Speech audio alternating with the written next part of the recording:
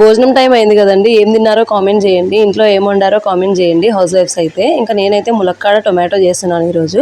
ములక్కాడ టొమాటో, పప్పు టొమాటో ఇట్లాంటివన్నీ కోస్తా వాళ్ళే మాట్లాడతారు అనుకుంటా. మా రాయలసీమలో అయితే మునక్కాయ కూర చేసుకుంటున్నాం అంటాం అనమాట డైరెక్ట్గా. ఇంకా చేయడం ప్రాసెస్ అనేది అందరికీ తెలిసిందే అనమాట. ఒక్కో రోజు లైఫ్లో ఒక్కో రోజు ఎలా ఉంటుందంటే, ఎగ్జాంపుల్గా నిన్న చెప్పమంటారా, నిన్న పొద్దున్న నుంచి వీడియో పెడితే ఖచ్చితంగా ఏదో ఓ వీడియో పోస్ట్ చేద్దాంలే అని అలా పోస్ట్ చేసినా కూడా వేల వ్యూస్ వచ్చినాయన్నమాట. నిన్న బాగా కొంచెం హోప్గా అనిపించింది. మళ్ళీ నా ఛానల్ గాడిలో పడిందిలే అనుకున్నాను ఊరెళ్ళి వచ్చిన తర్వాత. మరి అదేంటో చాగల్మర్రి జమ్మలమడుగు వెళ్ళినప్పుడు వీడియోస్ పెడితే అసలు వ్యూసే వచ్చేవి కాదు. నాకు చాయ్ బస్సులోనే వ్యూస్ బాగా వచ్చేవి అనమాట. ఇక్కడికి వచ్చిన తర్వాత కూడా ఒక రోజు సరిగా రాలేదు. మళ్ళీ నార్మల్ అయిపోయినాయి 2000-3000 వ్యూస్ రావడము.